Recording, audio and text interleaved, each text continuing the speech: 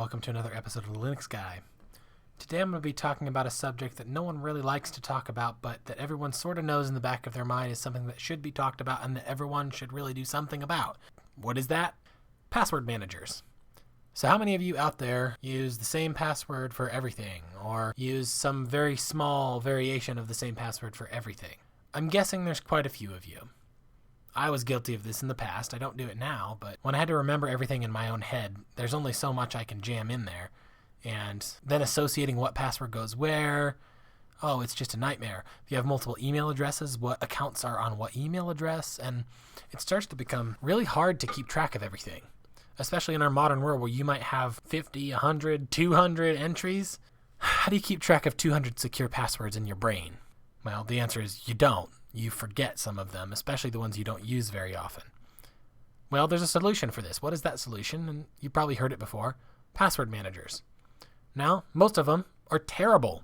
This is why a lot of people don't use them. They're like, these companies are sketchy. I just don't trust them. I don't really want to put my passwords in a password manager because I'm afraid about my security. Well, these are legitimate concerns, and that's why I say open source community to the rescue. Now I'm going to show you two password managers. Both of them have their pros and cons.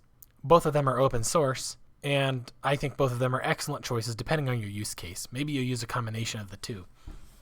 So the first one I'm going to talk about is Keepass. Keepass X, which is the software that I've used for a long time. You see, Keepass is a free open source password manager, and Keepass has been around for a long time.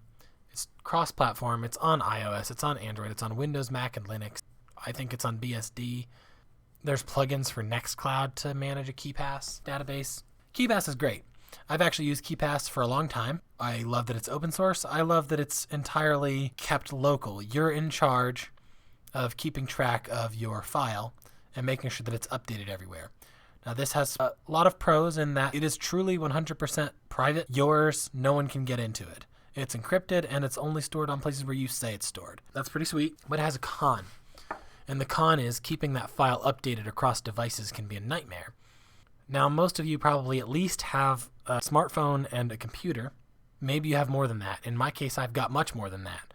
Keeping passwords synchronized across all of these devices proved to be a gargantuan task, and it was quite honestly a bit too much for me, and that's why I ended up switching. I still use Keepass on some server stuff, but I don't use Keepass anymore primarily. My primary driver is one called Bitwarden. Now, Bitwarden is a lot like LastPass in that they have an account you can join, and you can store all your passwords online. Now, this has an obvious advantage. That obvious advantage is your stuff synchronizes. It's stored in the cloud. It's on all of your stuff, and it updates, and it stays updated. You don't have to worry yourself with that. This is an open source application. That's another thing. I like that it's free open source software. There's not going to be any ads in your Bitwarden. Now, how do they do that? Well, they have a free version, but they also have pricing. That's the trick. They can sell you extra features, and that's where they make their money. And they do actually do this. They offer support, even, I think, professional support. But you don't have to do that. You don't have to do that at all. You can host your own server. They even have Docker containers to make it really easy to install. Because it's open source, there's no hiding things, and you can audit the code and you can see what it does. What I think a lot of you may want to do is actually something in between Keepass and Bitwarden, that is host your own Bitwarden. And you can have the features of Bitwarden but be the person in charge of your data. Now, I admittedly use an account. It took a lot of thinking, and I had to really come to terms with the fact that my stuff was going to be hosted somewhere else. But because it's open source, because I know what it's doing, because I know the level of encryption, and because I'm the only one who knows my master password, I've decided that I'm all right with that. I have too many servers that I'm maintaining already. I didn't want to add another one. And so ultimately, that's why I went with the account. But I wanted to bring this to your attention because it's a great solution. It's what I use. But I don't want to overlook Keepass either. While we're in the pop shop, though, I want to let you know there is, in fact, a Flatpak for Bitwarden. So all of you Linux users, you want a desktop application, you can grab it really easy. But I find that I don't use this a whole lot except for adding new entries. Rather, I tend to use the Bitwarden extension for my web browsers. They're available for Chrome and Firefox-based things. You won't find it on GNOME Web, but you find it in Firefox, and you can do that in Firefox by going to add-ons.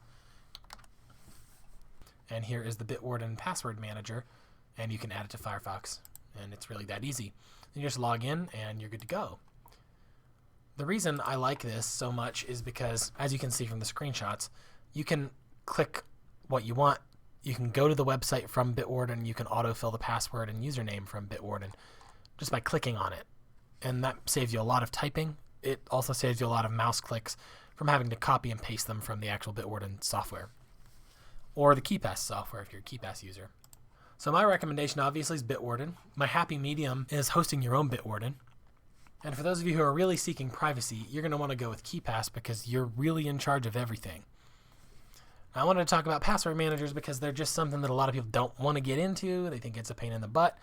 Now, it will take a little bit if you already have your passwords stored in, say, the Firefox or the Chrome password managers. You need to get them out of there, but you can do it. It took me about a half hour to manually copy them all over the last time I did that. Once I had them in Keepass, I didn't have to manually do it. I can export the database from Keepass, and I can hop around from different password managers. And so I've done that. There are other good password managers out there, and there's some that I just don't want to touch. One of those that I don't want to touch is LastPass. I don't trust LastPass. LastPass has not been transparent about how they operate, and because of that, I don't trust them with my passwords. I just don't. I need to know that I'm the only one who can actually access them, and I have that with Keepass, and I have that with Bitwarden, which is why I use them. The open source nature allows me to audit the code, and I have actually looked through the Bitwarden code, and I don't see anything nefarious. If someone has seen something that I missed, let me know. I'd be curious to find out. I'm not sure if it'll change my opinion because I can just submit a report. But that's the nature of open source. It's transparent. You can really see what's going on. As always, thank you for watching The Linux Guy. Make sure to follow us on Library, Odysee, or BitChute. Send us a tip if you feel so inclined. We have some crypto options available. You can see them in our description. As always, thank you for watching, and we'll see you in the next one.